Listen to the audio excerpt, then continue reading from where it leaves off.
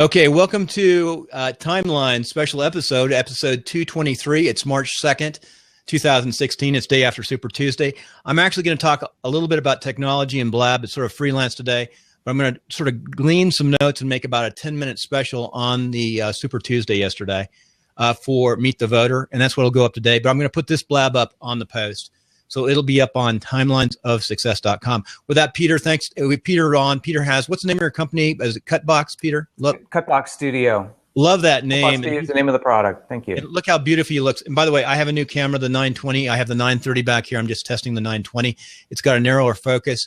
And I've got something called Webcam, a little plug-in that costs $10 that I'm trying to adjust the colors right now. So Mike and Peter, go ahead and talk. We're talking about blab. Let me put a quiet in here for a second. So yeah, Peter, what I found is that timer is not relevant to something starting. It's more for your audience. Right. I've seen a lot of blabs where, you can jump on 10 minutes before, it just says start your blab. Right. And then, if I just had gone on and started it and then people showed up, I felt like it was a different room. I knew there was like 10, 15 people waiting for it to start. Yeah. I went in and tried to start it, and it put me in a room alone. I was like, so what Bill was saying too, like what I do is I know he has several pages, but I may just take my link and just save it on a notepad, and then cut and paste it in and go. And just paste it in. Then I have it. And then, with all that being said, blab is beta. So it may not be anything you're doing wrong. It may just be blab at that time. Let me show you my schedule real fast. Let me show you the schedule. Okay. I'm going to drop it in here. This is my schedule page. It's the second knob because I'm trying to get people to schedule. I do a lot of shows. I do 7 shows, and by the way, I have analytics, and my California crew who comes on Meet the Voter, they really suck at promoting the show and going downloads because I can tell what states get downloads, and they're all Democrats over there except for Republican Bob, and they all suck. So they suck. I like them, but they're Democrats, so you know what? They don't care. They just do it. It feels good, They don't. You're right. They're waiting for somebody else. It actually takes work to create a business. You can work hard. They're waiting for somebody else to do it. Yeah, Bill. that's it. They want to do it. They want the government to do it for them. Yeah. Oh. and then feel good about it. And then feel good because the government did. Dr. Nicholas Hernandez from Chapman, I said, well, what if we taxed 100% of what you make? And he said, well, it would be okay if they did the right thing with the money. Well, that's communism, folks. That leads to disaster. Yeah. And that's what he thinks. That's Dr. Nicholas Hernandez. So at this point, it's looking like you think it's Hillary against Donald? I have been saying that it was not going to be Bush. I said this a year ago, and it will be either Bush. It might be one of the two, but won't be both of them against each other because in the Republican Party, the anti-establishment is so strong. They're so mad at all the congressmen they elected into office a few years ago and the senators to control that they did nothing but support spending a lot more money and building government, both from the special interests. So there's really an anti-establishment vote out there. Now on the Democrat side, Hillary Clinton she's in hot water. She's in super hot water. She violated FOIA, Freedom of Information Act. That won't put you in jail, but it's a terrible thing. It means that she did not allow the government material to be open to the public, which it's supposed to be. It's called freedom of information. It means there's a government document, correspondence, as long as it's not classified or personal information like your social security number, I have rights to see that as a citizen of America, that I can pay for that. And she violated that to the degree. That's secrecy. That's secret black cloak government that she supported. So, Bill, government. That's one too. But 2 is the security violations. Well, I was talking to my wife about that. I said, okay, who's going to pull the trigger? I mean, everybody knows FBI agents are investigating it right now. I mean, is this like the O.J. Simpson trial? I mean, nobody wants to really look at the truth. No, there's 30 or 40 State Department officials being investigated right now. And they're doing what they call, first of all, my classmate, a class lady from West Point, was a two-star general who's an attorney, who was the top JAG. And Dana Langman is a member. He is one of the committee members who is doing the investigation. So they've got some really powerful people. When I was working with the State Department, I was military liaison back and forth. Because the State Department compromised information, I can't go into too much detail, it almost cost me my life. So I take this very personally. When Hillary Clinton, in that mantra of her, and I've talked to some of my State Department friends, they don't get it. They don't understand when they let out classified material and don't secure it at all levels, that puts me and others in danger. And that's again, coming out. I mean, how close are they going to let her get to be the nominee and all this before? That's what baffles me, because the president knows more than I know. He's got access to all of this intelligence coming in. I thought for sure that Joe Biden would run against her and take the nomination. I don't know what's going on. The president knows more than I do. Now, the Democrat Party is broken into two power structures. You had the Clinton power structure and the Obama power structure. The Democrat Party is much more establishment than anybody. The Republicans at the highest level are establishment. That means both Democrats and Republicans are basically controlled by the same special interest. I've been in this business a long time. I've been around it. Yeah, so, I just, as much as, I just have this sneaky that it's just she's gonna slide by Teflon, Teflon Willie. Will, for sure. There's no question that she will. She's gonna all those elect somebody that everybody knows broke all kinds of laws, has killed people along the way. And well, here's what you don't know, that when the FBI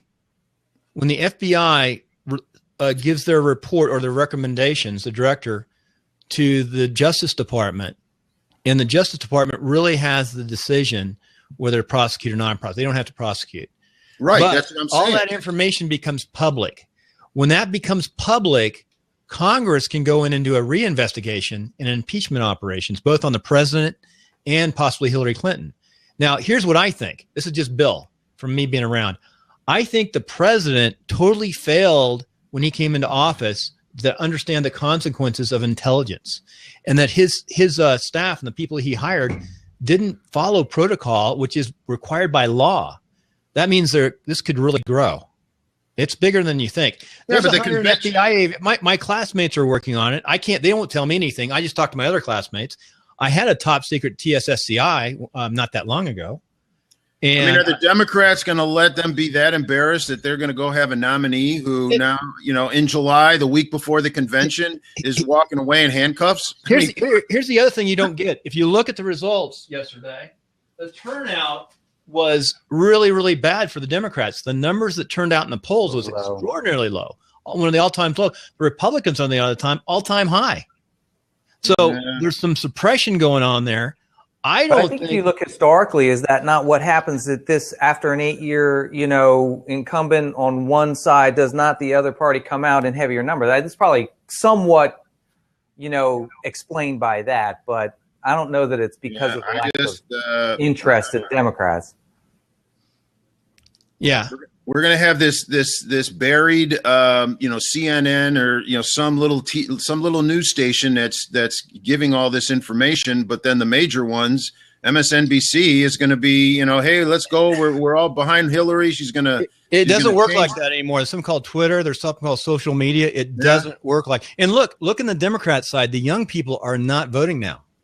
They stopped voting. They start coming out. They came out in a couple places early for Bernie, but they have stopped coming to the polls. Yeah, it's definitely a Bernie party for younger voters. And believe it or not, if Trump my supporter was Rand Paul, and then Rand Paul dropped out, and right now, we had caucuses here, so I did not vote for Trump. I'm not a Trump supporter, but we're at another presidential election. It's like we're going to pick the lesser of the two. Well, here's the thing: isn't it always that way though? On some level, right? I think if Trump makes it, he'll get better people around him. He knows at least to get good people around him, and I think it's really interesting some of the dynamics that's occurring. Here's what I think is going to happen. I think the Democrats, the Obama section of the Democrats, are going to have something up their sleeve. Something's going to happen. She's going to get in so much trouble that she'll have to step down. It'll open up an open convention, and then they'll have an open. Obama will put whoever he wants to in that seat. That's what I think. That's what my forecast.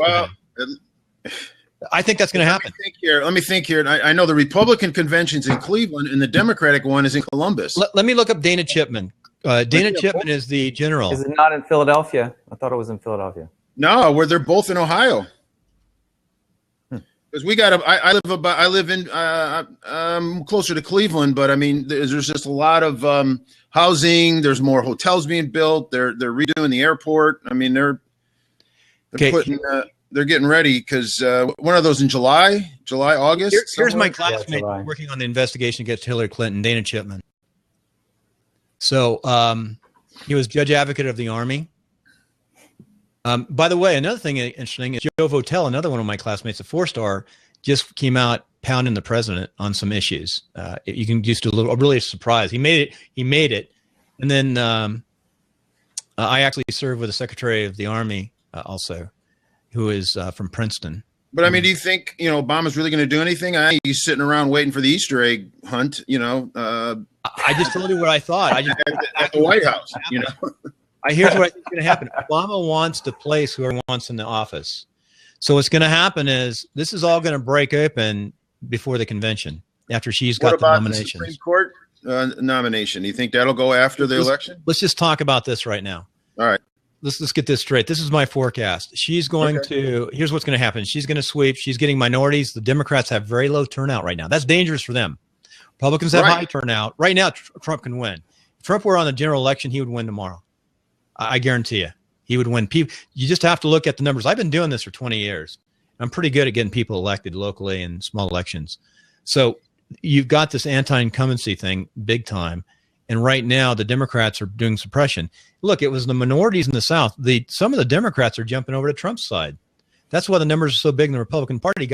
People are switching their party and voting for Trump from the Democrats. That's huge. People don't get it. That's what's happening. So anyway, so the forecast is, this is what I think. The Obama section, this is my best guess right now. They're going to let Hillary go as far as she can.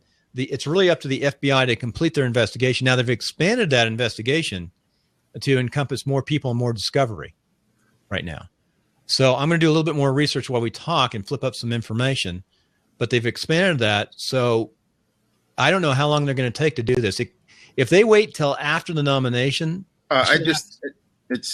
she'll have to step down if they come out with it. But I don't think the Democrats want to be embarrassed like that.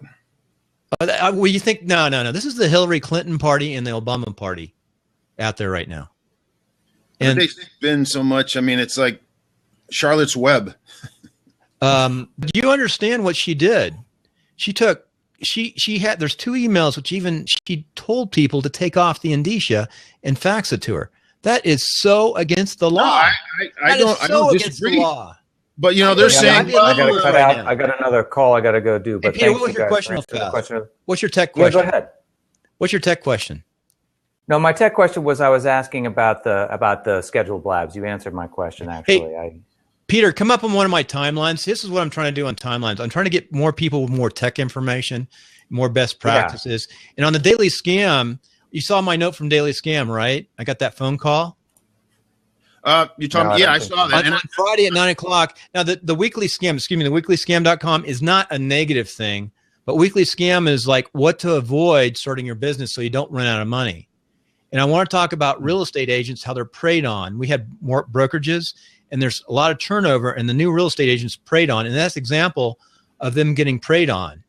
That link I put up today. And it was basically, we're going to talk about Friday. One of the issues is I got this phone call. I wanted $200 for, let me put up my notes. Because it came on my phone, rings on my computer too. So I can talk right off my computer. So Peter, did you get what you needed? I did. I got what I needed, you guys. Anyway, Thank Peter, you very come back. Scheduled to go on the timelines. I will come back up. I will. On timelines, just go. Let me drop you the link. Go to Timelines of Success. Let me drop you the link. You sent it to me. I got it. I see the links here. And then I think there's a schedule to request to come back on. Yeah. It's buried where to find it. So let me just pull. It's under links, and then it's a little bit buried. A little sidebar, Peter. The other thing that I found too is whenever it starts getting wookie or whatever, I refresh. Yeah. A lot of times that corrects everything. And when you are going to do a show, have a co-host. So if you have to pop out, it doesn't drop. Yeah. Now I had a co-host set up. I mean, yeah. And I'll get you guys. Hey, your color looks really good. I like it. Yep. I like your cut box. I love that name too. I love that name, cut box in the back. Well, you need my other angle, but I don't have it set up. I don't even have any lighting on, to be honest, today. There you go. I trust me, I had it all. I had a much nicer setup. You'll see it. You can actually see it at Cutbox Studio here on Blab. You can see a recording from it, but the sound was a disaster. Trust me, it was a technical nightmare. Your sound is great today. What are you using for a mic today? So I have this wireless Audio Technica that I'm using. I love it. Put that number in there. I'm looking at buying one of those. So this is the. I need it for Karen to do field. Can I do field work with that? I need something to go out and record homes for real estate agents, and then so they have a little mic, a remote mic, so they can plug any mic into that. Right. See, I needed to. I've had to set up an entire thing. So I got these wireless Bose Bluetooth headset, so I'm listening to it. I got the wireless mic because I need to walk around and do all this activity while I'm doing it. Then I had a separate microphone that's like the kind that you guys both have there, set on. You look really good today. And put it all down. Yeah, exactly. So I have this second mic for my co-host. So I have this that the co-host will use. I'll put it on cardioid and dial the volume down so that we're not getting too much spill. You're talking about this right here. Hey, I heard this. Yes, it's the very one. Yeah. I have that one. The Blue Yeti's okay. Sometimes if people understand how to use it, they can get some good sound out of it. But if you don't know how to use it, you can get some crappy sound. Hey, this iRing, this thing's amazing. Yeah. This thing's amazing. It's brand really nice. I'm going to test it this week, but I heard a guy. In fact, I'm interviewing him this afternoon at I think 4 or 5 o'clock Pacific, and he uses this, and it's the best sound I've heard. So I saw it like on. They're getting rid of it at Guitar Center. Yeah. And I bought one to test But is that not just for mobile? Does that or what does it have? Does it have the 3.5 millimeter? It's a USB. It's only USB. Oh, it's USB. Okay. It's only USB. So you know what? You guys got to check this out. So this thing is cool. This is another. Anyway, I want you to come on and talk about equipment. Oh, what is that? Oh, now I can't hear you. We can't hear you. Here's the mic. It's really light. It looks really cool, too. Uh-oh, my attack dog is coming upstairs. That's my wife. Sorry, Karen. Peter, Can't hear you. Hear us? We can't hear you. Peter. What happens, Peter, when you switch to another mic? You have to go in and come back out again, and then you have to go up into the browser bar and change your settings when you change mics. So can you go back to the one that you had before? I'm going to install this by this afternoon show on my laptop. This is my field phone. This looks so cool. This just looks good. He can't hear you. Peter, we cannot hear you. You're broken. You're going to have to refresh. You know what? You change the mic up on the top. So make sure you have the right mic on the little camera, which is on the address bar off to the right next to the star. Up there. And then make sure you have the right microphone. And then you have to refresh. And then refresh. We'll come right back and check it. I really want to get him on the show. He's doing some really neat stuff. I think we're in cutting edge stuff. This is the future. Hey, Bill, I don't know if you wanted to do this. I have a guest for our show, and she was going to talk about merchant accounts. I'd love to have her on a day, on Friday. For Friday. So I don't know if you want me to put her off or no. We want to talk about 3 topics always. Okay. That'll be the main topic. I'll just talk briefly about this week. Guys? There you go. That's good. All right, good. So you can hear me. I was trying to show you this little device that basically converts a quarter-inch mic to a USB mic. It's a little dongle from Audio Technica, a really great product. So you can have. You're like me. I got like boxes and bags of stuff sitting around. Yeah, I found anytime you changed any of your camera or your mic inside of a blast. Okay. You have to go out, and then you have to change the settings, and then come back in. Hey, actually, all I did was drop it and back out. But just FYI, on field, this is what I'm looking for field operation. This is the Apple iPhone S Plus. Success. I got an amazing recording the other day at a town hall meeting. I mean, amazing. Suck it up, and it was just off the speaker here. So I'm looking at something I can do, a remote speaker that I can put up more on the pedestal or the stand, or even maybe 2 speakers, where one for the audience. But I was amazed with the quality of picture I got off of this. It just amazed me. This is all you need. You learn to use this thing, and you'll be a hero. Set it up on a little pedestal. But I need remote mics. Yeah. So how do I hook a remote mic? Well, iRig makes another item that will help you do that. You'll only get one in. But iRig has another device that you can plug into that to plug your external microphone into. the other thing you can do at some point after you get past that, I don't know if this works mobile or So not. that's your homework. When you come back on the show, you got to pull that iRig, the best equipment up, and talk about it. Okay, I don't own all of it. I've researched a bunch of it. I don't own it, but I can throw it up on the screen and you can look at it. The first 10 minutes we'll do a tech show. I'll throw the questions up there, and then the second 10 minutes we'll talk about you, success principles. In the last 7 or 8 minutes, let's talk about Cutbox and what your marketing is, what you can provide to folks. Terrific. So I'm really looking forward to you. Make sure you go there and schedule. You can come back on. I will. I'll schedule it, in the next couple weeks. I'm also, just so everybody knows that they follow me, I'm going to be sending out a link for a setup lab that we're going to do. We may do it tomorrow afternoon. We're going to try again. Okay. Now I got all the technical hiccups set up. And I'm email it to me. Email it to me. I will. So, hey, the other thing, Peter, is on the show, somebody like you, if you've got something like an announcement or want to come up and do a special and talk about something you're doing, you can come up anytime and schedule in again, because you have so much to provide the listener out there. Well, thank you. That's a great invitation. I appreciate that, Bill. And I would love that. I mean, I'm going to do this one separately, but hey, you got to call. But I will. We can set up a time, and I can do the run through again if you guys are patient. I can show you how to do it. It's a 15-minute setup when I'm just rolling and setting it up, and I have a couple of systems, so it's a little bit of a meta situation where I have one filming me doing the other one. So I'll try to. I will try to get back in and watch that for sure. What I'm trying to do now is I'm moving my show later in the evening, in the afternoon. I'm editing after 7 o'clock at night because I have too much work during the day. But I'm putting my show before I go to bed. Yeah. You're Arizona, motherfucker. Right? The guy just screwed up my code. We don't want that. He's banned. We're going to report here. First of all, I'm going to report this guy to the Al West. I'm going to report him up to Blab right now. You don't come on and freaking cuss on my show, because we'll do everything we can to get you off of Blab. What was that? Was he complaining about his equipment or something? Or was he just being a jerk? Just make sure. I'm going to report him to Blab. Right? Hey, Blab, I need Blab help. Bill, go to the lower right there and knock out I want to leave him up, so I'll make sure I get Blab on this. Blab help. Blab. Did you take a screenshot? Right now. No one comes on this show and cusses, because I have to edit that darn thing out, and we don't cuss, and we do a podcast too.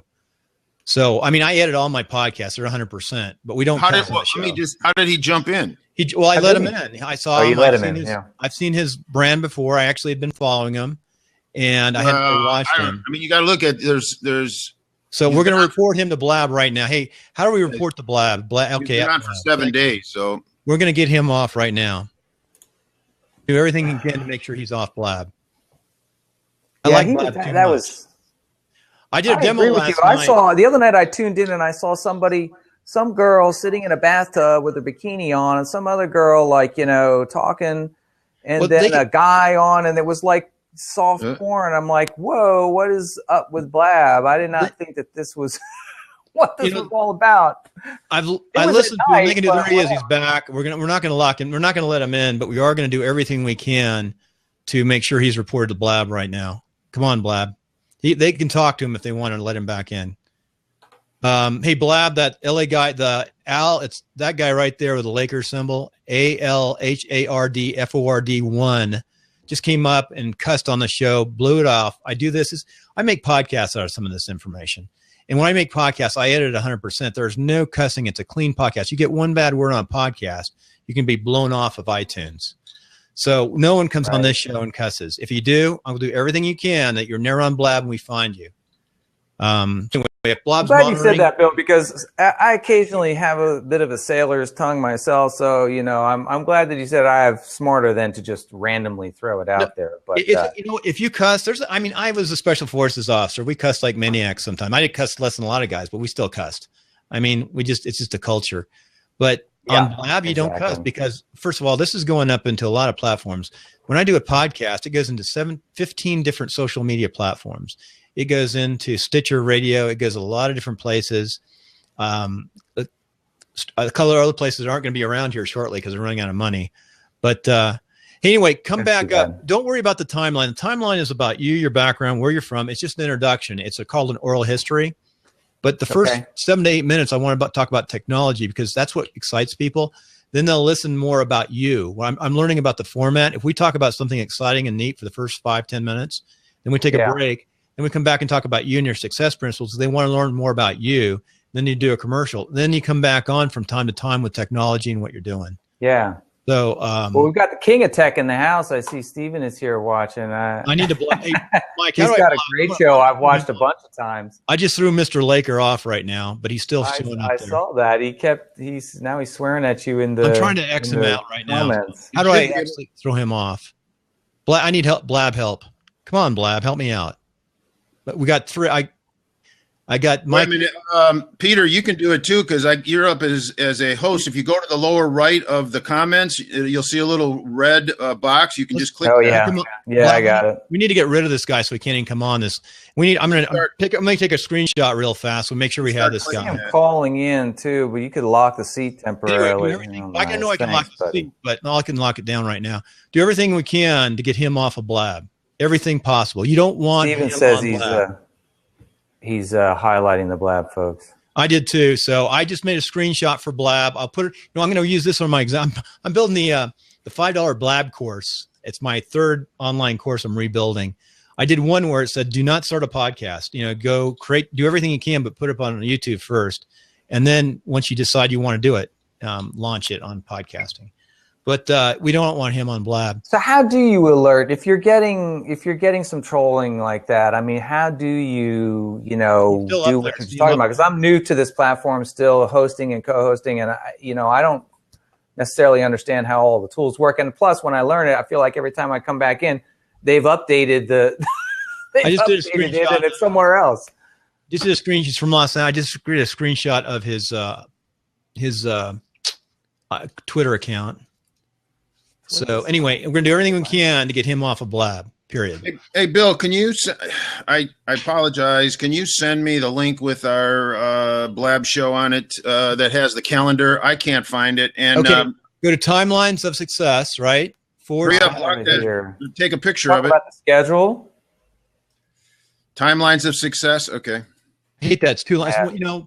That was one of my very first websites I built on WordPress and on my new. Oh wait, that's wrong.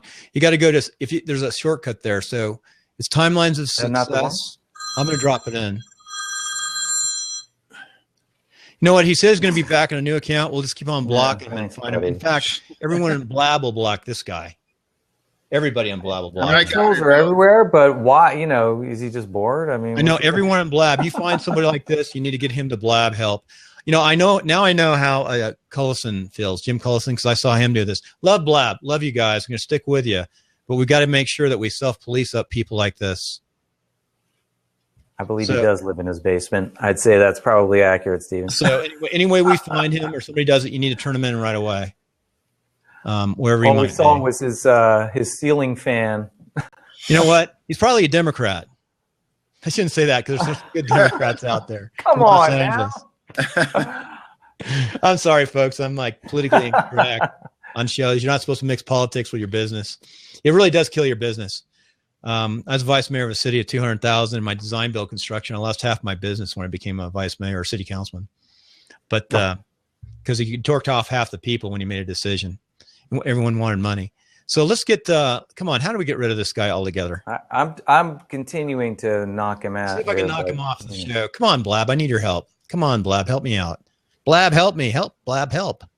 Maybe Steven knows. He's help. How do I get help? Blab? You can come in and know how to get Blab help. Let's get rid of this guy. Come on, Blab, come through right now, man. I'm leaving this up on my show tonight. This will be one of the short. We need help. I know they try. I love Blab. Click on his avatar. He says, and you can ban him. I'm clicking on his. Okay, I've got him the avatar up on the top, and. How do I'm trying to see how to ban. Oh, he hit the red. There we go. Yeah, but they need to find him. They need to go and throw him off of Blab. So how do we get him thrown off Blab? I just blocked him. I blocked him too on my side. How do we get this guy thrown off Blab? I've got his screenshots. We need to throw him off Blab. Anybody comes up and cusses on somebody's show and does stupid stuff on the side needs to be thrown off. All right. Well, let's ignore him. He's got what he really wants is attention. So he's off now. But you know what? You just ignore. Anyway, I understand, but I mean, at the end of the day, that's the guy who knocked him. Everybody thinks he's an idiot. He's going to go on the other people's show and do the same thing. Yeah. And the other people won't be, passionate enough or won't know enough to go get rid of this guy. I do a daily Blab. So anyway, well, I've been on a couple, and I would do the same thing. You got somebody who wants to jump in. You see they've been on a few days. I'll start to kind of ask questions in the box to the right there, comment box, just to get a feel for them before I'd let them in. So. There's that's no an interesting point that Steven makes there. Is you can't ban him permanently because he's on Twitter, and that's how the API is the background for the accounts.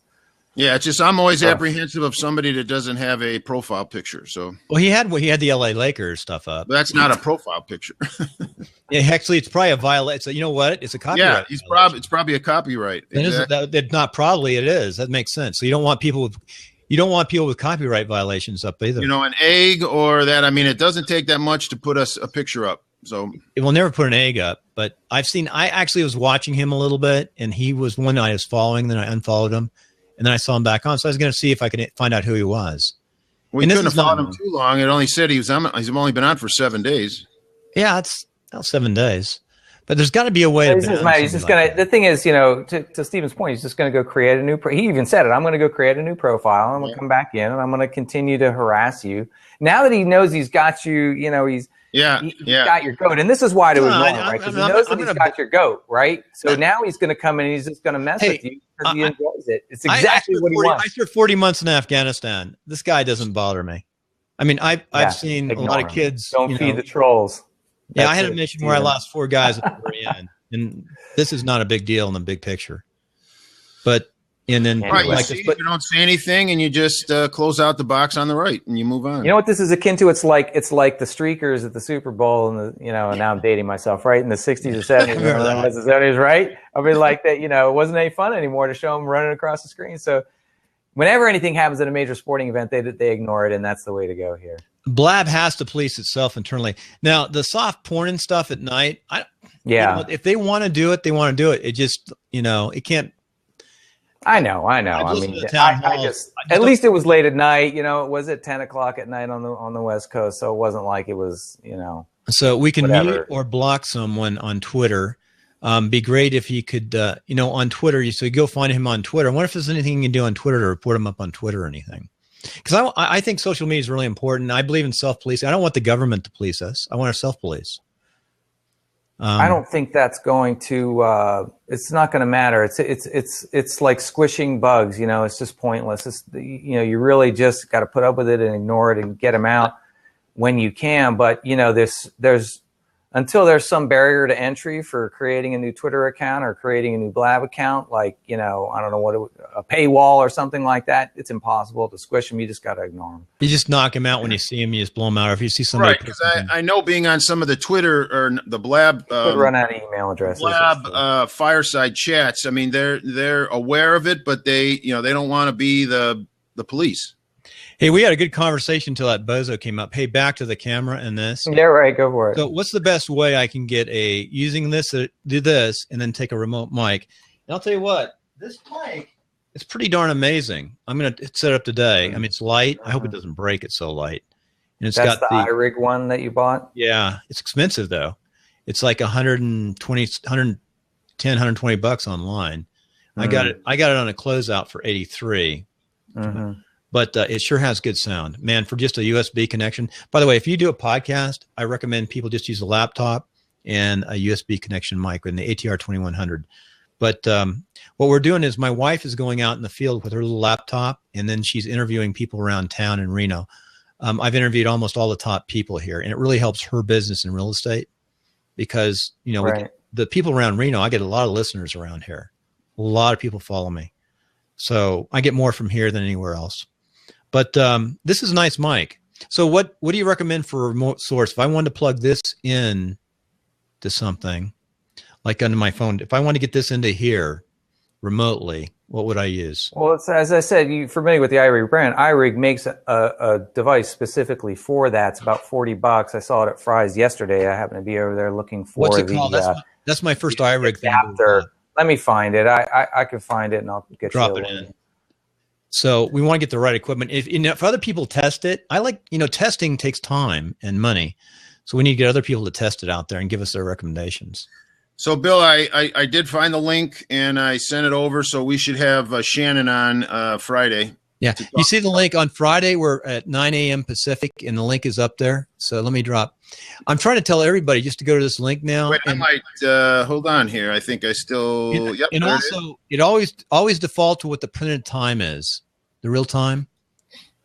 I got to change the numbers too. The number is going to be different because I'm back on schedule now with this one. I got off one day.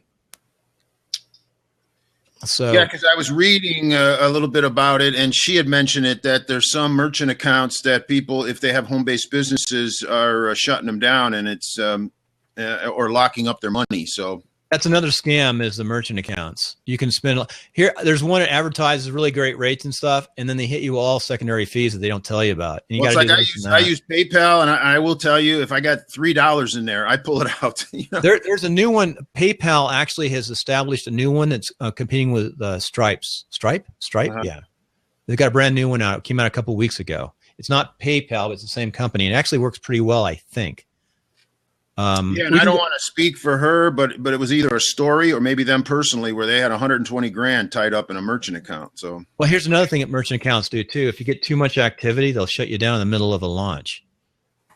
So, true. Yeah. So, anyways, yeah. So she's going to talk about that. So I told her to jump on a few minutes early, and we may chit chat a little bit beforehand. What I'm doing right now is I'm updating that schedule. But that schedule is the best way to do it. And look what's in print, and then I update the links if something happens. Now, too, she's in Salt Lake City, so is that the same time as you? Is that 3 hours or 2? Salt Lake's mountain time, so she's an hour difference. So 2 hours for me, 1 hour for you. But here's the bottom line. If you click the link, if you go to schedule, yeah. And for example, let me schedule. If you go to schedule and she just clicks the link from Friday at 9 a.m. Pacific, so it should be like 10 her time. She just clicks that link. It says Friday 9 a.m. right now. So it takes the time. But that'll probably do what you want there. That's not the iRig device I was talking about. That's something Anybody else. know Kay? We're going to let Kay in here. I don't know. Okay. Hey, guys. 100 days I will come back, Bill. I'll schedule something with you, and we'll do this again. Yeah. He looks like sooner than later. Remember the... Yeah, I remember. Okay, come up on a timeline sooner than later. Come on. I will. All right, very good. 30 minutes of blab, you know. Thanks, you guys. Okay, take care, Peter. I'm gonna shut you off because I made him an administrator. There is the half. Oh, we can see your eyes today. Hey, how you doing, Bill? Good. Hello, Mike. I need more equipment. So, Carlton, is that your lower third, or are you behind a desk? Both. It's a monitor, but it's the lower third on top of the monitor. Just we see your eyes, kind of like Wilson on Tool Time. Yes. There you go. Yeah. Hey, Craig, I got some. Craig just popped up. Oh, that's nice. What are you using? XSplit. Oh, XSplit. Yeah. Oh man. Everyone, anybody opinion out there? I'm a big believer is never put cam twist in your Mac. Maybe I'm wrong. But I work around developers, and we have to go to the kernel to get it out. Maybe I try to. Oh my God, really? I try to uninstall. So when I hear somebody that doesn't have a Mac tell people to use Cam Twist, who's an advisor, I go, "What are you doing, man? What are you doing?" Now, what's the other one? Because I had to pull it off of my PC. Manicam, yeah. Do not use Cam Twist. Do not unless you know Macs inside and out and you fully trust them and understand them. Do not, and if you're a PC guy, do not tell a Mac person to use Cam Twist. There you go. Well, this is my first time with XSplit, so I thought I'd give it a shot. Hey, but I saw the thing. I don't know, boy. After Super Tuesday. Oh, thanks. Yeah. I've been going down just a list of countries where I might get easy citizenship. I don't know. I thought Canada was really high. I'm looking at Ireland. I think. I'm going to put this in microseconds, but here's USA Today. Yeah. And my local newspaper. So I'm going to do a show for podcasting, about a 10-minute show tonight. Hey, how about Cuba? There's a lot of investment opportunities there now. Yeah. I heard Vietnam. A lot of developers going to Vietnam. It's hot now. Well, I got a question, Bill, because this is your field of expertise. To me, it seems to make some sense, and maybe I just don't know enough about it. But it seems to me that since Sanders seems to be carrying the sort of the idealistic younger crowd as the core of his base, and Clinton seems to be carrying the more traditional Democrats, it would seem that if the party nominates Clinton, then there's a risk that a lot of the younger idealistic candidates will simply not show up at the polls because if they can't have Bernie, they don't want anybody.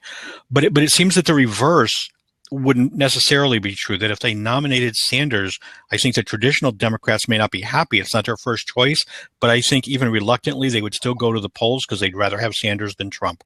100% agree with you. Right. Here's what happens is whether you're Republican or Democrat, they're going to vote. if you're Republican or Democrat, older voters vote. They vote. They come out. They always vote. They just, once you start voting and you get older, you continue to vote all the time. Right.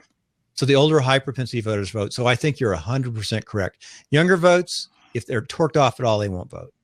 They just won't, and they won't put the effort. They don't think it counts, Right. but they'll get excited. That's why in presidential election cycles, younger people come out and vote. Well, do you think there is any possible chance that the Democratic Party would see it that way and would actually nominate Sanders over Clinton in spite of the delegate count? Let me tell you about, this is my opinion from my experience of 20 some odd years in politics. When I was in my 30s, I got the nomination for Congress, and I was written up on Time Magazine as one of the top Republicans and future hopes. But as a West Point grad, I built a company, a design build construction company in 4 or 5 years. It was, winning awards and building subdivisions. And I won the nomination. I ran against Gary Condit, which we all knew was a blue dog Democrat in a safe Republican seat. But he had a lot of shortfalls too. Well, anyway, they said they were targeting and they wanted to take him out. And all they were doing was using me to make sure he voted for the budget under Kasich. As soon as he voted for the budget, the targeting stopped and they let him stay in the office. And that's where I started seeing the oligarchy or the special interest back in Washington. So the Republicans and the Democrats, especially the centrist, are generally all controlled by the same special interest. And that's what we get.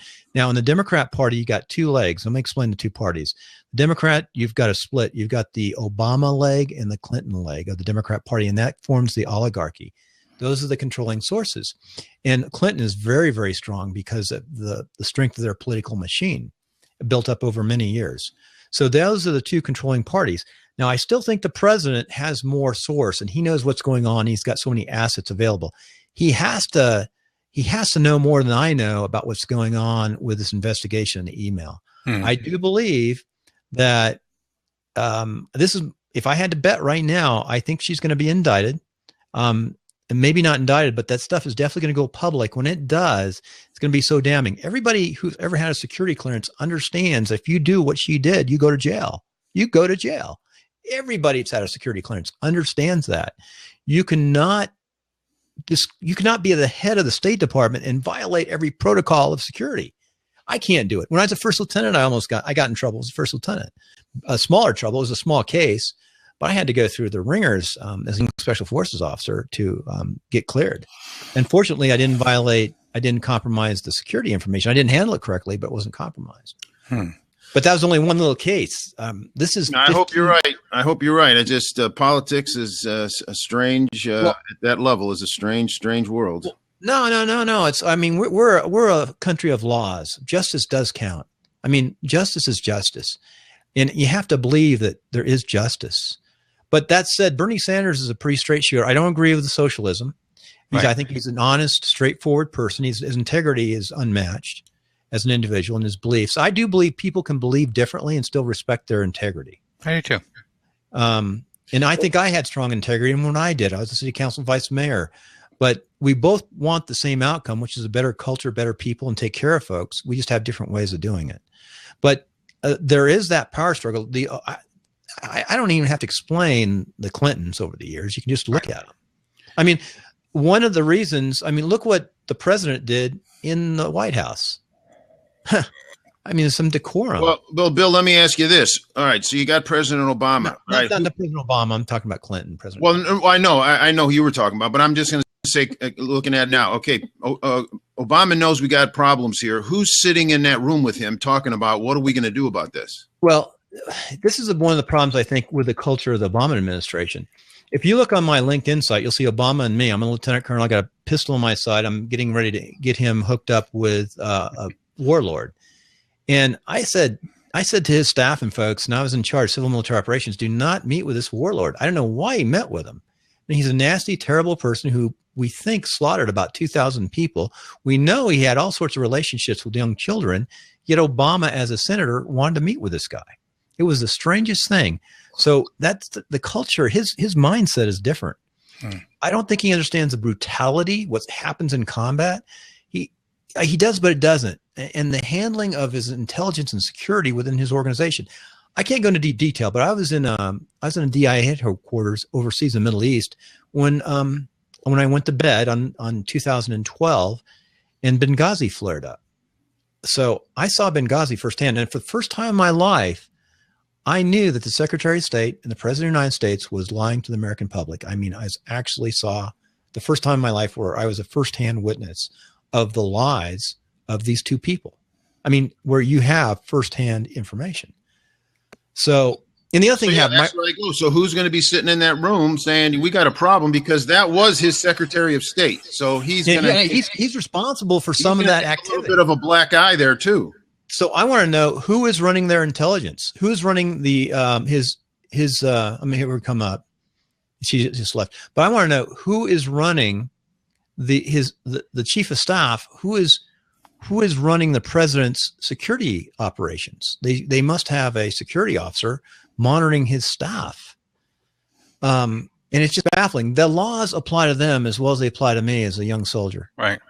The same laws. So you don't think there will be enough political pressure on the investigative committee to make them sweep it under the carpet?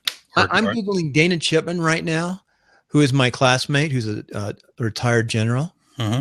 And I'm going to see, he's on the investigation committee right now. He's really quiet right now too. Dana Chipman he's leading the Benghazi investigation, which here's another thing too.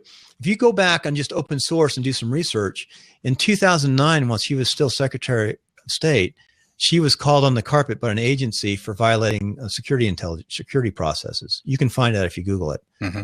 And that was the first note that was seen of her. They were saying that she can't do it on this, and she continued to run that server after this. So the president didn't force her, or whoever is running his security of his staff. See, I hate to say this, but the Democrats don't get it at that level, at least under the president of the United States, about intelligence and security, right, and the importance of it. They just didn't get it. I work with both administrations as a civil military operations officer, and there's a different culture. What happens is each president has about 5,000 appointees of GS-14 that come over in the State Department. They're appointees. They're 5-year appointments. Yeah, they're 5-year appointments. So they cycle in. So I was over there during the elections. And then after the elections, I came back on another tour, actually 2 more tours. And I saw the change in protocol with the State Department and the type of people that were showing up, and they were clueless. They were clueless. What's going on? I mean, that's what scares me about it. That's scary. They're young and they were clueless. They're ideological. And they thought that the Afghans could just be this wonderful culture with wonderful people doing great things. But they're an embedded culture of 2,000 years.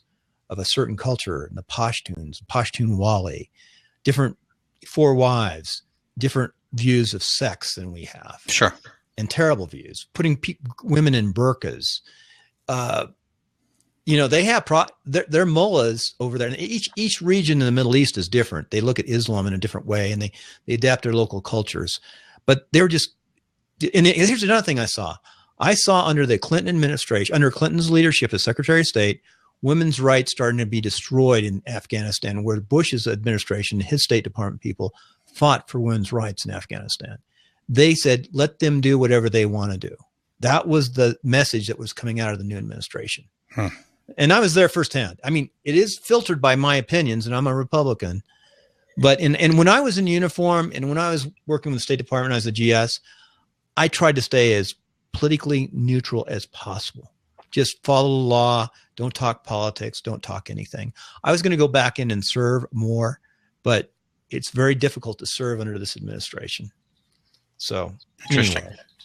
Anyway. Good comments. So I mean, that's me. Yeah, I hope you are correct. That's it. I hope you are correct. Well, as a Republican, and you probably I'm sure I've already covered this today, but I'm just curious. I don't think. I mean, I know it's easy to say Donald Trump's an idiot. I don't think he's an idiot. You don't get to be a billionaire typically and be an idiot, at least not across the board. But he does seem to say some things that I clearly wouldn't consider to be presidential vocabulary or demeanor. But I also understand, there's a longer game being played here, and sometimes you got to act the part in order to kind of to get into office, and then you can do what what you think is right once you're there. But where are you on that? Well, Karl Rove with Bush ran the worst campaign you could possibly run. Now, Donald Trump spends very, very less money. He spent if you look at it, he hasn't spent any money. He's not putting mail out. He's not doing anything. He's got one coordinator in each state, a couple coordinators. He's using social media. He is running the least expensive race that I've ever seen anybody run at that level, and to have the success he has. Karl Rove and Bush, they spent a gazillion dollars. The establishment ran out of money. The Republicans, here's what it is. There's still an establishment in the Republican Party. There's still an establishment in the Democrat Party. But the Republican establishment ran out of money. They have no money. And you can figure out who the senators are who are in that establishment.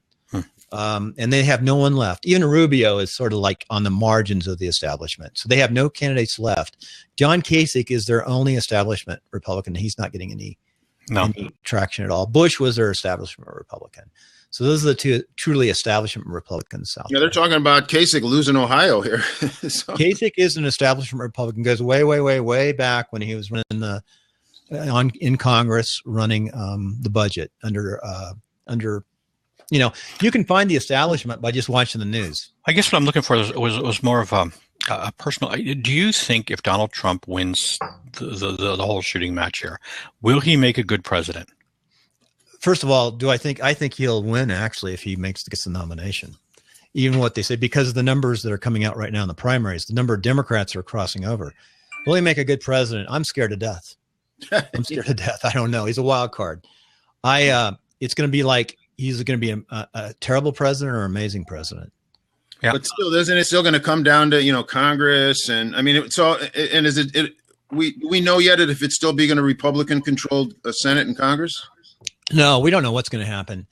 I mean, are there enough votes coming up, enough elections coming up to swing that? Well, you got a lot of people coming up, and who knows what's going to happen. Now, the House and the Senate, those are so controlled by special interest. Every once in a while, someone who's outside the system gets elected. But most of these guys are so controlled by the special. That's one thing about our system. This is where I disagree with my Republican friends. I ran for office in my reelection. I would have never won if they didn't have a limit in California for that year of $250, because they wanted the builders who I was a part of, and a lot of special interests in my town of 200,000 wanted to take me out because I didn't play special interest rules. I just voted on my core beliefs and thoughts. And what builders want to do locally is they want to control the development of land in your town. They want to open up only their land to develop. And there was one big developer in the town I was in. It wasn't a developer. It's actually a big real estate company, but he ran the development. So any builder who wanted to build anything had to go through him. And to get the land access, to get the permissions. And he had some attorneys that worked for him. Basically, he controlled the city council and the planning department. Well, that's not my game. I vote what is best for the citizens. I'm a civil engineer. What is best for the city, the growth, that we don't outgrow, that we don't put some stupid place on the other side of town that drives traffic through the middle of town. You have to do good planning. It can't be on who controls what. And what he would do is he would go out and he would option a big hunk of land. Big hunk of land. Option means pay a little bit of money and said, I'm going to buy your lot within 5 years for $50,000. I'm going to give you $1,000 now. And the land might only be worth 10,000 an acre now. It was like crappy rice land or something. And then he'll control all his land. And then he gets the city council to only allow development in that quadrant and nowhere else in the city. So then his land becomes worth 200,000 an acre. He buys it for 50, makes 150,000 an acre, turns it over to developers. That's the game that they play. And so there's a lot of money there. So if you control city council, let me tell you another place that the council is controlled by taxi cab drivers. Taxi cab drivers control a lot of city councils because they have, and trash companies. This Uber thing is really amazing. Where Uber has gone in, DUIs have gone down by 25%. And also deaths by drunk drivers have gone down substantially. In a lot of cities, in Nevada is one of them, the cities in Nevada did not allow Uber to come in here. In fact, they kicked them out as soon as they got in. And then finally the state legislature came in and put provisions in that allowed it to happen. But Uber is an example where local cities and government kick you out. Now, the trash companies, you only have one trash company in your town. You should have 2 or 3. They should be broken up into sectrums, not just one trash company. You should have multiple trash companies. So it goes on and on with these different special. Those are some of the big ones. Huh, interesting. And then what I found to be the least political and the best group were actually the public employees of the lowest level, the people that run the trash. So those guys were really good. They weren't powerful enough because of these big other interests to get in.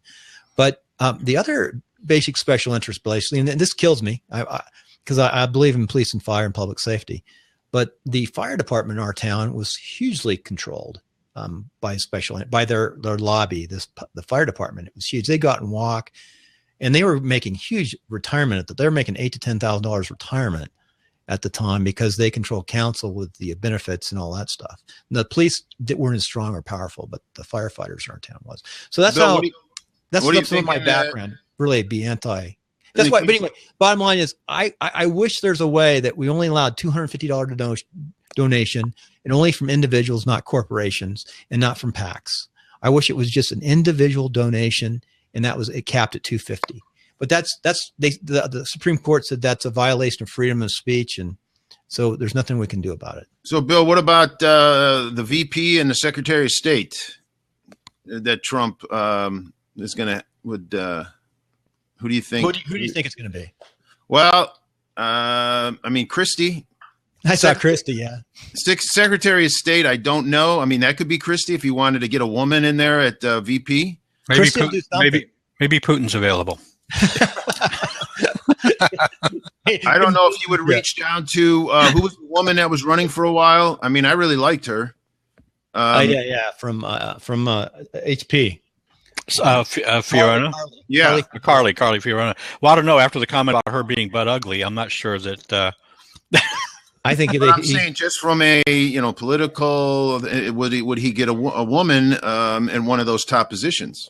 Oh, South Carolina's governor, Haley, South Carolina's gov. Haley. Is it Haley? I'm trying to think of her name. I know. But she was a big, not Cruz, a Rubio supporter.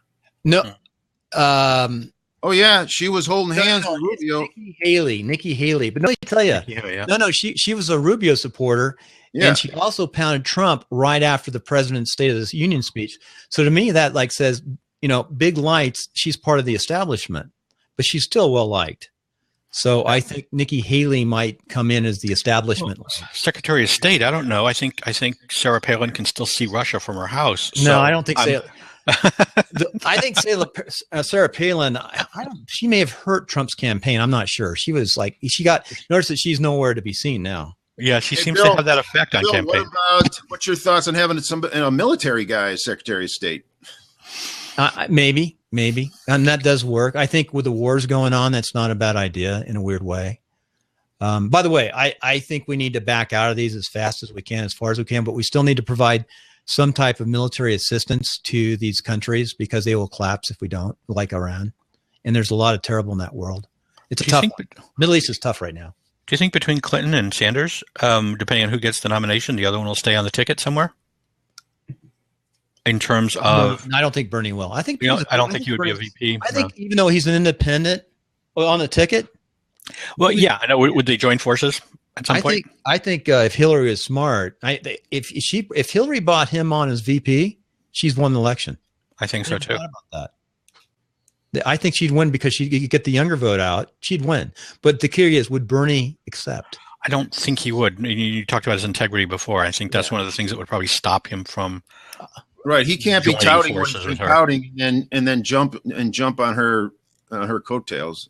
Like I said, I think his integrity is impaired. I think he's one of. I mean, I'd like to know him as a friend because of his integrity. Now, I'd talk about him at the social structure because I think socialism eventually fails. Well, would Hillary take a back seat? Would she take VP? Oh, she'd take anything. She'd take anything, except Bill. She wouldn't take Bill. I don't think anymore. That's the strangest relationships. They actually did well together early on with their political foes. She used to be a Barry Goldwater girl. Really? Yeah. Oh, yeah. She's a Barry Goldwater girl. That's some pictures of her until she met Bill. True story. Well, and she's from the north side of Chicago. Her dad. What did her dad do up there? He was really politically active. Well, it'll be interesting. Well, Bill, Carlton, I'm going to jump off here. I got to take off to practice here in a little bit. Mike, anything for the show you want me to talk about? I'm going to do a separate podcast. I'll probably just. Well, I said we're going to bring on a guest, talk about merchant accounts. You got your thing about the scam as far as realtors. What would be our third topic? Well, I like to do Clark Howard always has good stuff, so I can look up there, see if there's anything current. But we want to keep them short. Your guest will be the main topic, and that's a really, really good one, because on the weekly scam, which is Fridays, I want to talk about technology and scams. I just showed you and some things aren't real scams; they're just sales, but they're hardcore sales. And I see a lot of people. One of the persons I interviewed this week bought not Infusionsoft, but Lead Pages. She wasn't ready. She wasn't ready for Lead Pages, and she bought it. Only buy stuff when you're ready for it and understand it really well. Or buy if we went 10 minutes, 20 minutes, because invariably, and Shannon's a very outspoken talker. So if we can go longer, the podcast will be shorter, but we can go longer. We can talk afterwards. We can.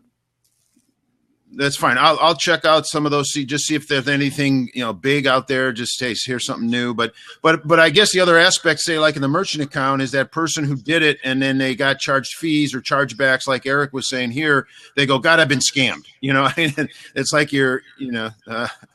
Hey, by the way, I use factcheck. I use factcheck.org.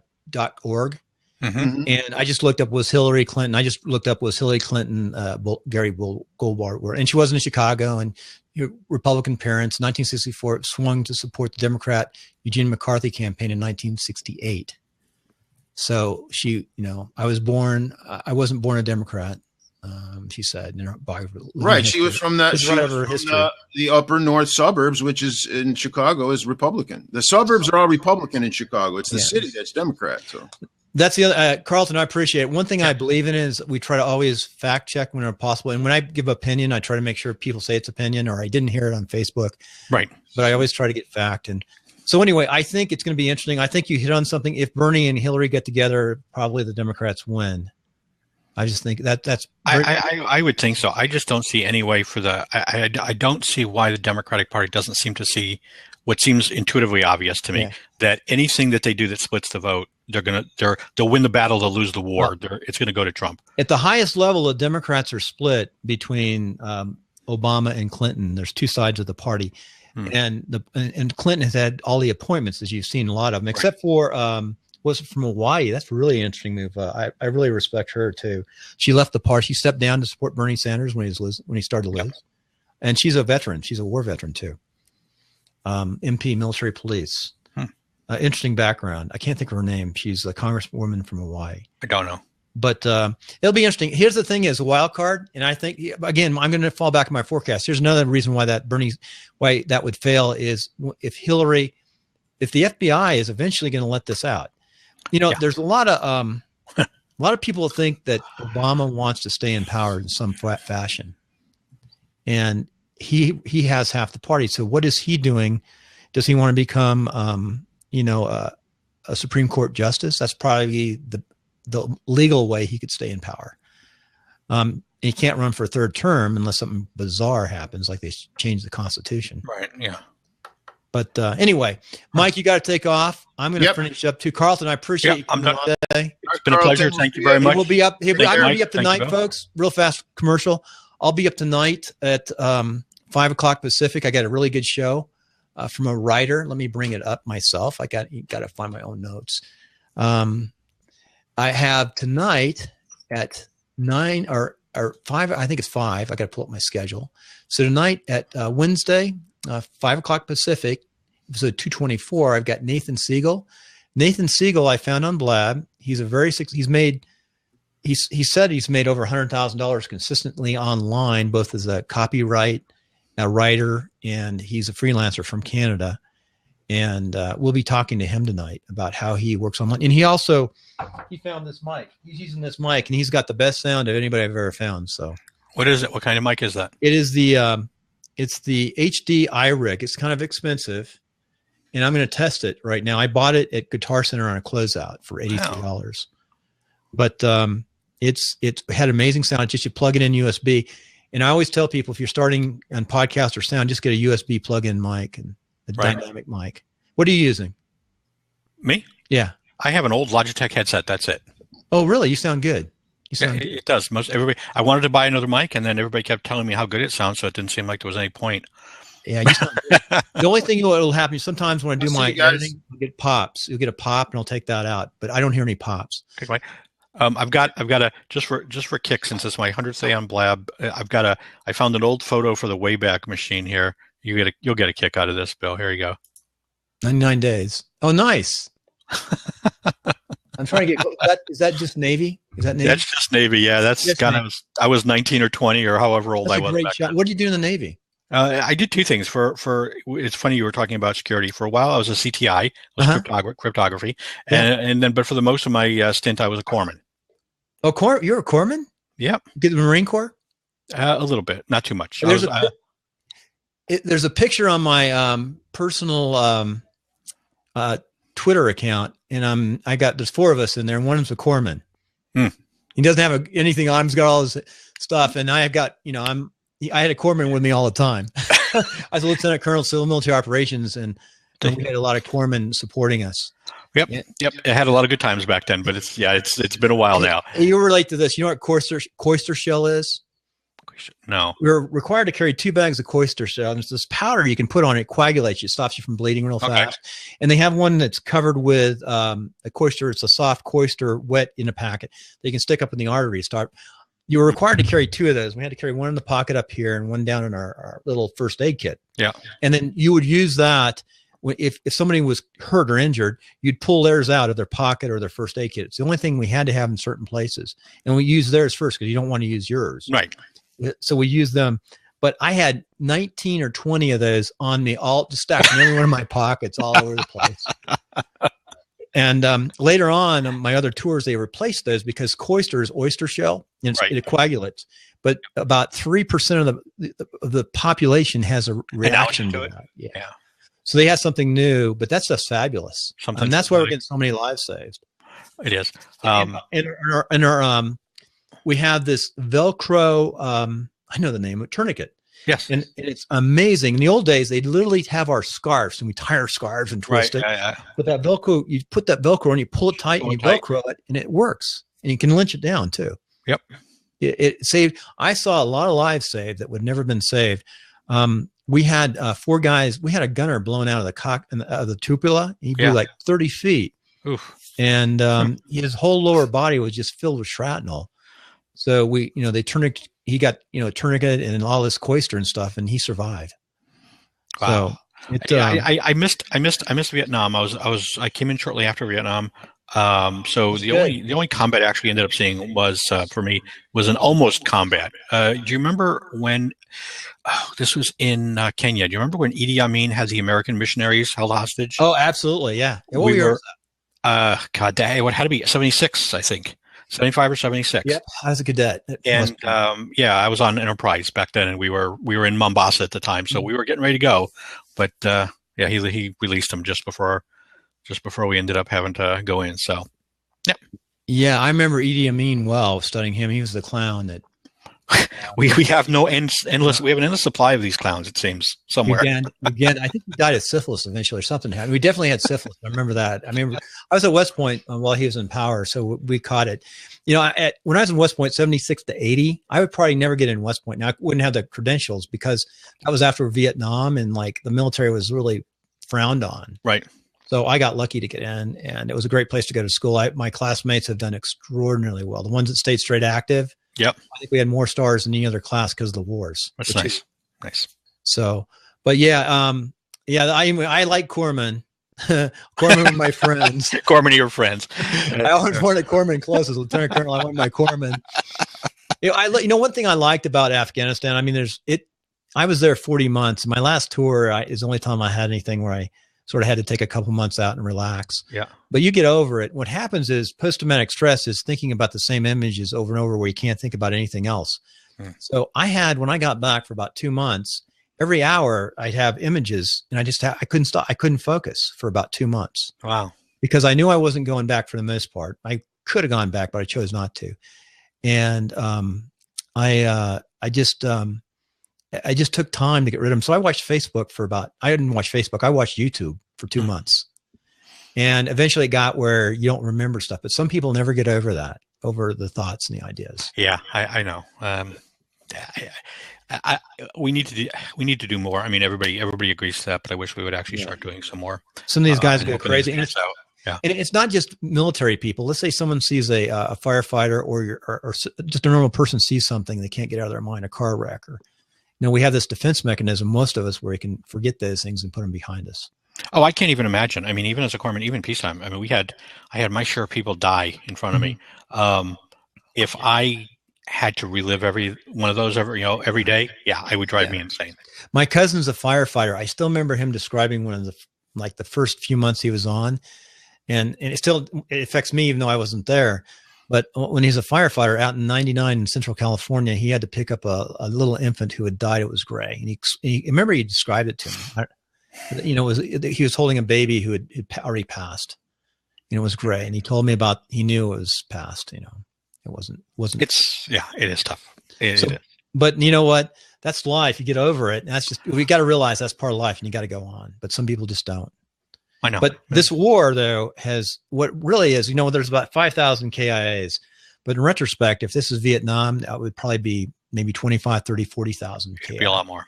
Our technology is just well. I mean, and again, I've been out of it for a long time, but again, it seems like with the technology, we're now able, for the most part, to wage war from I don't want to say from a safe distance, but certainly from a greater distance than we ever used to be able to.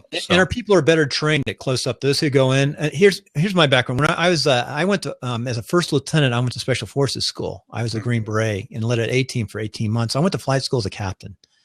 So I was Ranger Special Forces, and I had good training. But what we're doing now is our Special Forces really do have good training, and they're doing most of the raids. Rangers and Special Forces are the only one doing the raids, and they're better trained than anybody towards fighting.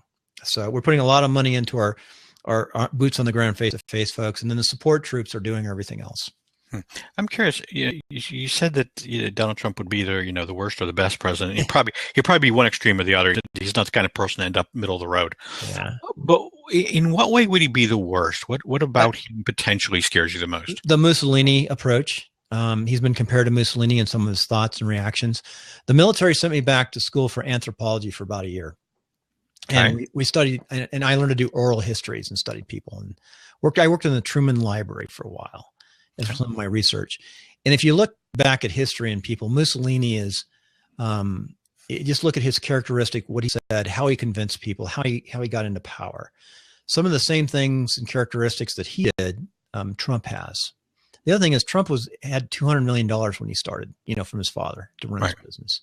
So he may not be the brilliant guy. He's not we'll have to see.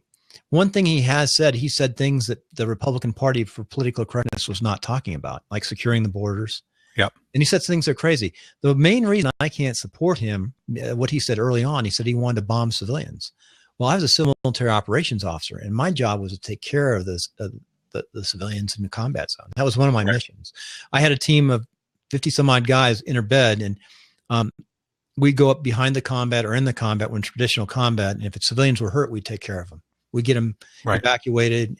And I worked civil military operations. I work with the provincial governments. He wants to consider everybody collateral damage. And I'm a big believer as we try to avoid collateral damage, because in the long run, we do better. I think so too. But the other thing too, here's one last thought. We're fighting a counterterrorism type war and a terrorist war. All these people, Guantanamo, what the American people doesn't realize, they had no identifying features when they were fighting. They weren't dressed like an army. Right. And under the Geneva Convention, all those guys, when you capture them, you can have a tribunal and execute them. And a lot of them we turned over to the foreign countries and they executed them. Those who made it to Guantanamo probably should all be executed for the most part, except for the ones that were directly implicated in with the 9/11 issues.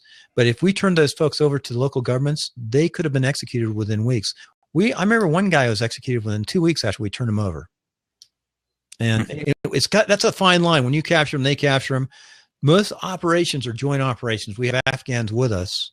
And so you just turn them over and make them in chain of custody of that army, and they execute them because they're not wearing a uniform. And you don't hear about that.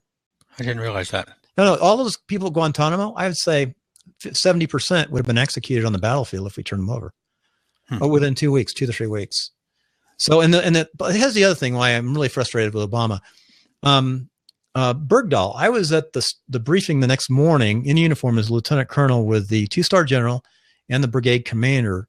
And I'd worked in Bergdahl's area with my human train team, my civil military operations teams, HTATs. We'd worked in that area where he was captured.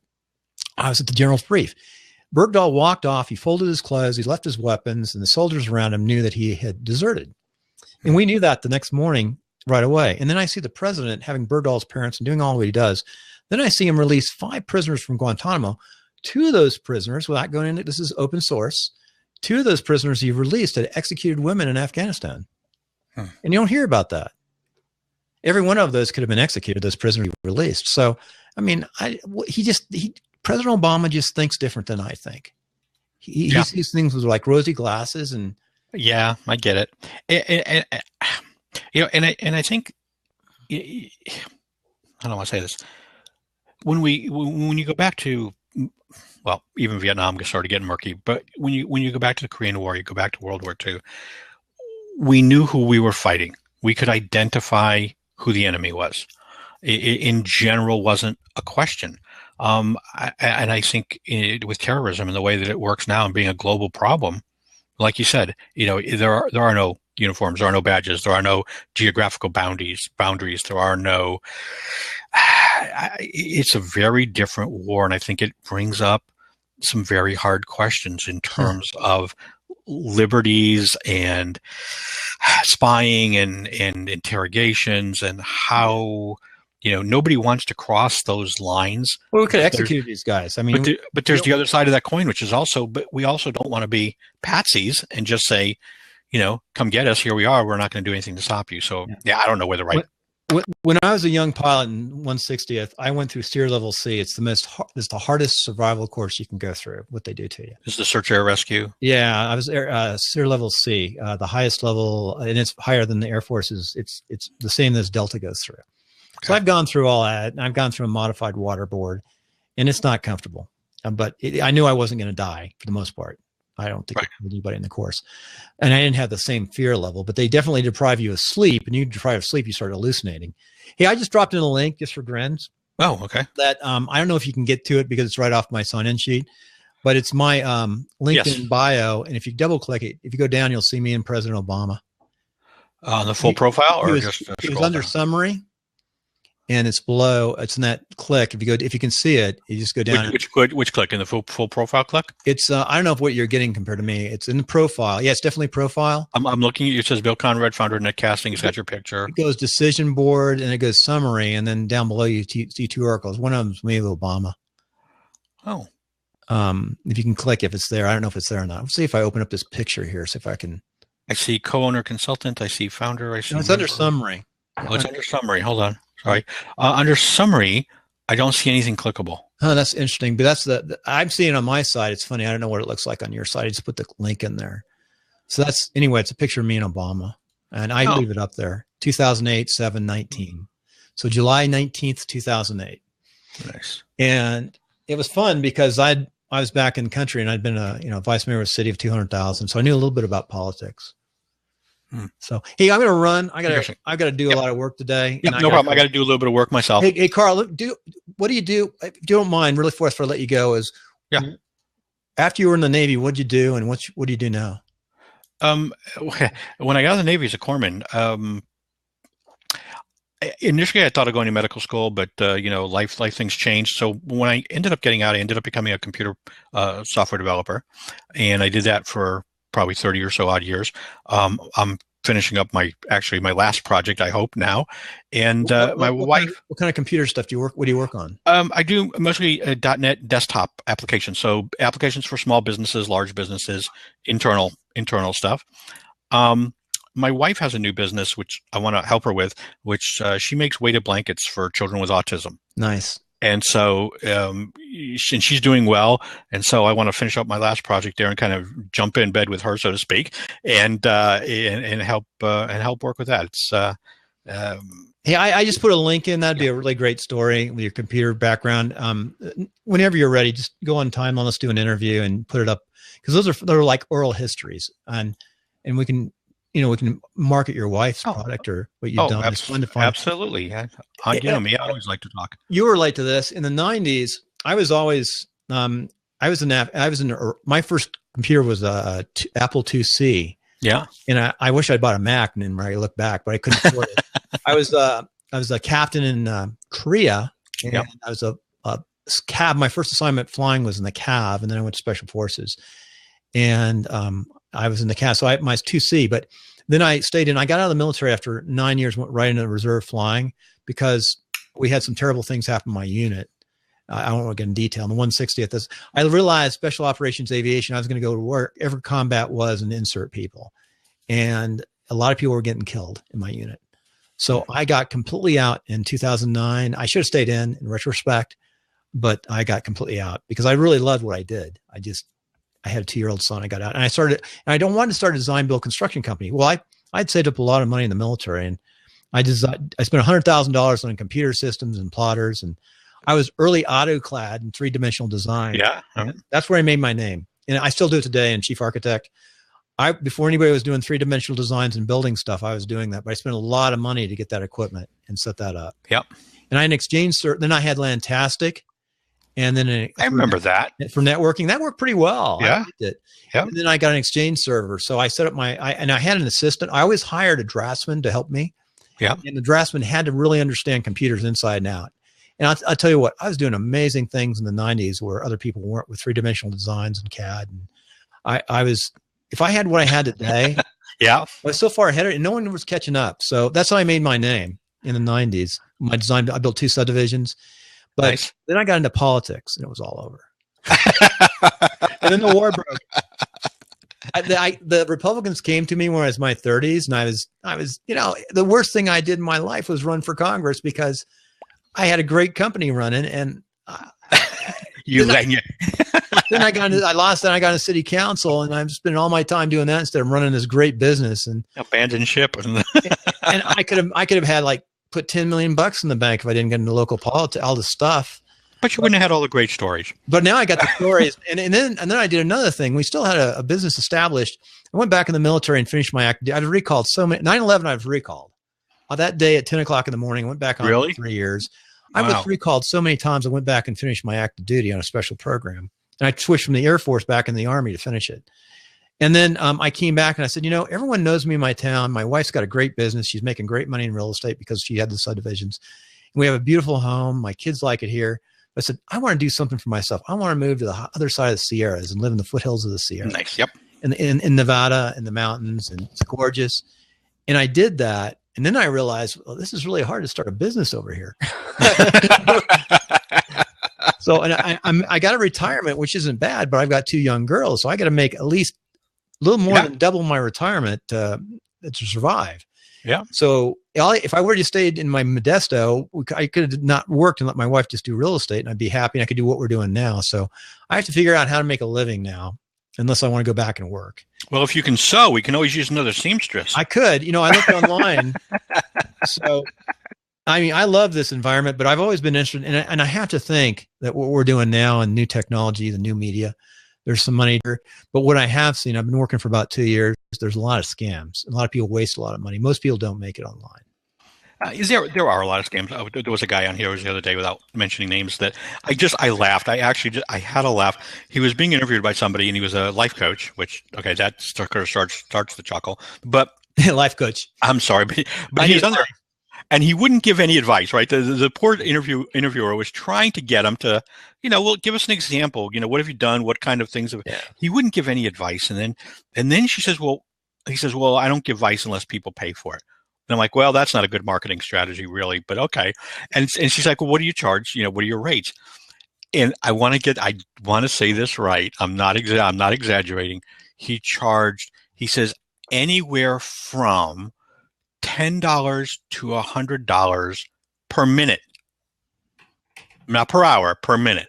So we're looking anywhere between $600 and $6,000 an hour that he charged for his life coach advice. And I was like, wow. Well, here's something that's going on right now. I'm going to drop my notes in from yesterday. What's not really nice is my wife will refer a sales call to me, or sometimes they'll just call me. because she's a broker in both states. And I just put this in. So this guy calls me and he wants to sell me for $200 a month. I'll put a pixel on my site or something like that. I forgot. It's a pixel based thing. And then I do a little bit more probing, and it's not even the company. He's being hired by the company to make phone calls, of course. He's pretty good. But, here's a rule is when someone calls you to sell something, never buy it on the phone. Wait a day or two. He said, this is only on the phone offer. Well, I went and did a little research, and I found that same offer available online. And I still think it's overpriced. It's not necessarily illegal. It's not a scam per se, but it's a sales technique. But it's taking advantage of people. Yeah.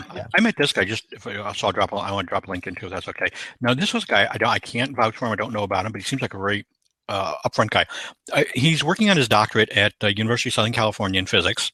And he has, over the last 2 years, invented a version of what's called quantum chess. Oh, it looks good. And and his site is kind of he's raising money to do different to get to different stages in this. He's got it working on it, but it's a machine. It actually plays out chess with you using actual quantum mechanic physics rule that he has coded in over the last 2 years. They have superposition. It can pass through objects. It can do, and he actually has gotten a chance to play with it. I don't remember the young woman's name, but she's on the U.S. Olympic chess team. And she's actually played on his prototype machine several times and beat him anyway. But nonetheless, he loves to talk about this, and this is sort of his lifeblood. But I think there are really good things. I just say that because I think there are really good opportunities and good people out here as well. So you just have to be careful. And I think the Blab this is really good. It's hard to hide in Blab. We're going to find you on Blab. Think about that. I mean, Blab's it's relatively small at the moment, right? It's pretty easy if you're. Even if somebody comes on later on, I think it's self-policing almost. It is. I for the most part, it is. Except they got that. What's that guy's name? Shern, the guy comes on at night. The guy. Martin. Oh man, the pharmacy guy with his 500 followers from Periscope. He's just like, what? Here's human nature. I say to myself, why are I go in and watch microseconds? Why are 230 people listening and watching him? I can't figure a worse example of a person to watch. I've asked myself that same question, Bill, on a variety of blabs. Like when I'm like, okay. I mean, it takes me, like you said, about 10 seconds to realize I don't need to be here. I look into it because of curiosity, but why? And he's sitting there, and they're not talking about. No one's talking about anything. They're, half the time I see him, he's actually was asleep. I saw him one time just with the camera running, and there were still 500 people in the room, and no one was saying anything. And I'm like, and it's younger people, I think, watching him. If you look at it, it's got some girls around. It's typical. That's another thing that happens. That's the other thing. Look at Portrayus. People get very successful and rich in power. And I saw this too. Even when I was vice mayor of a town and city, there is a little power thing that goes along with that, which is strange. You got to be careful. Power does corrupt. or gives you think you're higher than the law. And even Portrayus, who's a great man, but he screwed up. He screwed up big time with his, and that major was a West Point grad, that reservist that he had the affair with. It seems like, I don't know, overall. And Bill Clinton, look at Bill Clinton, I hate to say this, but I went I went on a Google Hangout. It was just a couple of weeks ago, and it was it was a live coaching session, okay? But it was a live broadcast, and it was a room full of men sitting in folding metal chairs. And guess who's on the stage doing the coaching? It was Monica herself. So Monica Lewinsky was up there telling a room full of men, coaching them on life skills, and I don't need to be telepathic to be able to read what was probably going through most of those guys' minds at that point in time. Oh, yeah. I don't know. I feel her. I was like, she's got guts. She's got to get up there and do that. She's got words named after her. So she's got, social, oh my. I've seen just a little bit of her in the last couple of years. She popped up, as we got closer to the elections. She sort of faded away now. I guess she did a book tour or something. But she does have instant fame. She probably makes some money off of that pretty easily. She's probably doing okay. I'm sure that I am absolutely certain. Yeah. We'll figure this out. They'll come on the show. And all right. One last question. I always ask one last question. What codes have you studied, and are you looking at WordPress right now? What codes? Oh, you mean programming languages? Programming languages, yeah. Oh, God. I started with, I think, I was a little bit pre-U, so I think my first machine was the old Radio Shack, the Model 3, the TRS-80, with a tape recorder for a disk drive. And so that was GW Basic, and then from there I went to Macro Assembler. Wow. Bizarre choice for a second language. And then from there it was DBase 3, DBase 4, DBXL, Quicksilver, Clipper. What happened after Clipper? I think then we shipped to VB3, VB4, 5, 6, .NET, and SQL Server along the way. So mostly I've been a .NET, a VB.NET, Microsoft baby. That's been a really successful track at Microsoft.NET that I've seen. They did a really good job. I as somebody who was using like VB3, 4, and 5, during that whole time period, of course, there was a lot of pressure from guys that were doing Java, right, or C++. Mm-hmm. Java was the real language, and the VB guys. It's still there, but the VB guys were sort of like, okay, you guys, when are you going to grow up and get a real language? And so I was actually very happy when Microsoft came out and did what they did and put it on the same platform as C# and said, okay, here you get all the tools that everybody else has been using for years. So yeah, I've been very happy with it and with what Microsoft's done. Yeah. So yeah, I've seen a lot of the foundation of business. By the way, just a side note, you notice on this Apple unlocking that Microsoft jumped out real early on saying they should unlock, but guess who has all the contracts with the United States government? Well, let me take, how many guesses do I need? Bill Gates. It just screamed to me special interest. What do you think about that? I don't find it easy to side with one. I think both sides have legitimate claims. Yeah. I think they're both a little bit paranoid, of course. Apple certainly is protecting their business interest as well. But I think if you know that a crime's taken place and you need to get the evidence, I think it's not unreasonable for the government to say, you need to let us have access to it. I don't think it's quite the monster that Apple would have us believe. I don't think that by helping them, they're opening the door to now, How about China and all these other countries who will demand it then? They'll have access to it. And the State Department says, we'll give it to them because we have it now. I know. And so there's a lot of things. I'm not going to say yes or no. It's a much deeper question than, yeah. So, because I believe in privacy. I voted when I was a city councilman. True, no kidding. I was a pilot 160th. I was in Germany. My very first speeding ticket my only speeding ticket I got was by a camera in Germany on the Autobahn in a speed zone in Nuremberg. And I was in my flight uniform. I was with another pilot, and we're not sure who was driving, but I paid the ticket since I had rented the car or had the car. It was a BMW. It was a BMW 318, and I got a speeding ticket, my first one. It was off a camera.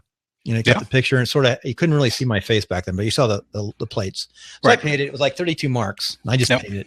And it never went on my record. But we had these when I was on city council, and the police hated when I did this. Lockheed Martin said, for free, we'll come in and set all these red light cameras up. And I just got something about red light cameras. So I said no, and I kept the vote. I actually, the Democrats on the council voted with me mostly. It's really weird. I went back and forth, and the mayor, who was Democrat, by far was the best vote on the council. He and I were closer than anything, the second mayor. And I kept those out. As long as I was on council, and vice mayor, that never happened. And people trusted me. And I had. But when you talk about privacy, though, right? No, let me talk about these cameras, though. Okay. Oh, okay. I just don't. That was Lockheed Martin. They're taking half of it. It's $530 for a red light violation. People would all sorts of weird things. You could take a motorcycle, a motor officer, put them on the corner for the same price. Now you have a real live officer out there using judgment, and another payroll, and another officer out doing public safety. But that was Lockheed Martin putting these cameras all over the United States, running them, charging the cities nothing, but taking half of the revenue. By the way, when people would challenge those and go to court, they didn't realize that they wouldn't get a fine, wouldn't get a ticket. People don't realize. They wouldn't. If they challenged them, it would get California, dropped. They would not held up in court because the judge said, they wanted an eyewitness and not just something off of camera, even though they'd show them rolling through and everything. It's really weird the way the laws are written. Well, really does make perfect sense, because just because you own the car doesn't necessarily make you responsible for a ticket if someone else is driving it. Yeah, so, usually you can see the person inside. Sometimes you can't, but that's what they that in court they would challenge that, but a lot of people didn't know that. It was a hassle. It's a hassle to go to court. Yes, but I voted against. I kept those off. I just said, no, I'd rather have a real live police officer out there. Well, but what about the other side of the argument? What about saying that, by not having a real life police officer out there, you're keeping him out of harm's way. So, we don't have traffic stops now that can turn violent because, he grabs somebody who's, just got done robbing the bank and doesn't realize it. It's a camera. We take a snapshot and we gotcha. That's a good argument. I forgot. It's been so long now. This is in right before 9/11 and stuff. So I just remember I kept him off. So I did not like him. A lot of my friends didn't. I don't blame you, though. I don't blame you. But that's the thing. I mean, we have this. And again, my understanding, right? I mean, our government, for example, controls the level of encryption that you can use or that devices can use, right? No, I don't think they do with Apple. I don't think so. Is there not?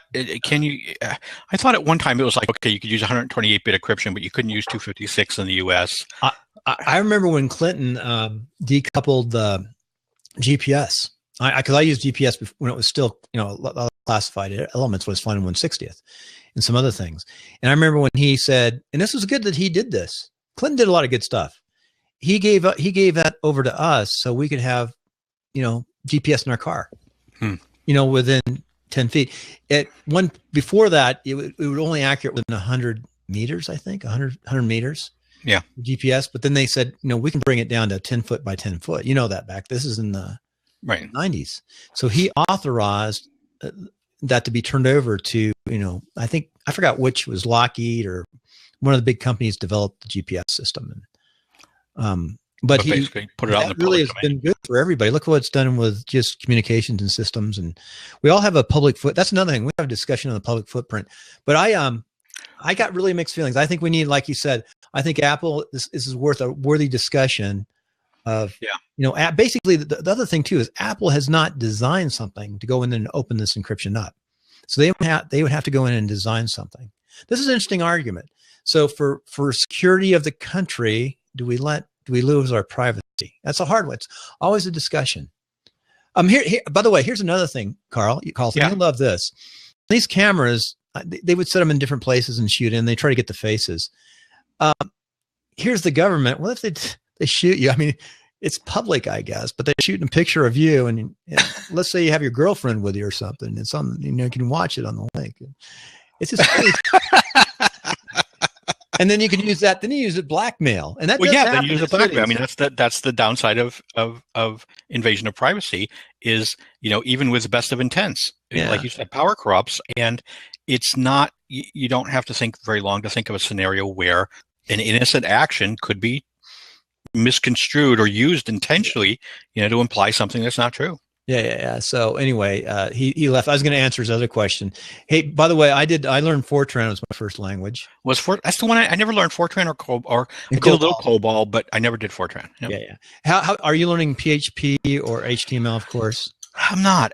Surprisingly, I'm actually not. All my stuff has been desktop, and I never have gotten into web development. And of course, now that I'm kind of semi-retired here and moving out of that area, I think I'm too tired to pick up.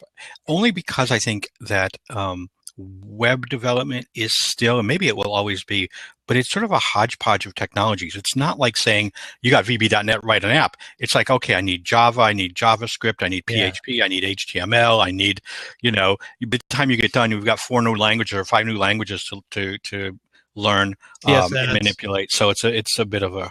Those are the 3 that I'm trying to slowly learn again. But what's good for me, unlike you've probably got all these different languages that get mixed up in your head.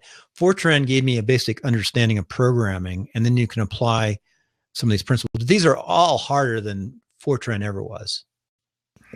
So, really? Do you find them harder or more difficult, really, to learn I think so. It was new at the time, so. But Java, I don't know. Java, I only had to focus on one language. But I'm learning them inch by inch just by playing with them and understanding them. And then I use some emulators and designers. And here's what I find is the high-end, the mid-level programmers. Right. If you have a designer running your stuff and they've got really understand WordPress, they can keep your sites pretty safe and clean. You've got a high-end programmer who really understands their stuff. They're doing good. It's those people in the middle can really think they know what they're doing, can really screw you up. And they're not very good web developers. If you're half web developer and designer, you're bad. Because you'll go in there and just think you know what you're doing and screw stuff up on WordPress. I've got 22 sites. I've only had to recover 2 of them over 2 years. I have 3 hosts. And the way I recovered them, I just set them back to an early date and went on. And went on going. Instead of digging in, because I test a lot of stuff too. I'm still testing, but so you're dangerous. Like a brand new pilot is dangerous. A brand new rotor helicopter pilot in the Army is dangerous until they get about 700 hours. So as a brand new developer programmer on these word sites, you better be careful who you hire. Yeah, very true. And it has been for a while now, but it is very difficult for the average person to differentiate a good from a bad programmer, or a good from a mediocre programmer, because it's easy to talk the game, and the people on the other end really have no idea whether you're being honest, straightforward. I always thought that should be I've not seen one yet, but that should be a niche market for somebody to provide that interviewing service. I mean, we have online exams; they don't really do it. Yeah, there's no credentialing in this business. It's the Wild West. There's not. Isn't that strange too? I mean, Microsoft's got the credentialing, which is good. Well, they kind of do, and it's still good. If you're Microsoft technology. And networking's the same thing with CCRA. Did I say that? God, networking's even worse than hardware and Cisco and Cisco's got good licenses. I had 2 Cisco guys that worked for me. Were contractors that actually worked for my element, and I loved them. One guy was 32 and a reservist who was not an active dude but a contractor. I brought him into my hooch. I said, "You're going to live with me," and we had the best hooch in the world. Anybody listen out there that is thinking of what to do, and I'm telling you, if you can get a security clearance, go get your Cisco certifications, and make money, good money. The world's your oyster. Yeah, you can pretty much do what you want. I love this kid. He was 32 and he was a linguist in the Air Force, and he got out and he said, he went back in and worked as a contractor as a linguist for a short while, and he said, I can make more money by learning Cisco, and he got Cisco, and he was making over $200,000 doing something he loved to do. Yep. And that's what you do. I mean, you can do so. If you want to make money, just go get your Cisco networking certificate and just work everywhere, all over the world. Exactly. Especially if you're single and you don't have family, you don't have kids. I mean, that's the job. You can make overseas. You can make $200,000 pretty easy. You don't have to be that high level of networker. Yep. Yeah. Hey, I'm going to go, but Carlton, sign up. Let's do a timelines one of these days. I'll do that. I would love to. That'd be fun. Okay. Thanks. Take care. All right, thanks, everybody. I went over my wife. I've got to go to work. We'll be back today, later on today. Bye. Bye. And we didn't really talk about the election too much. I hit this. Bye. So the end, I put it at the end of the show.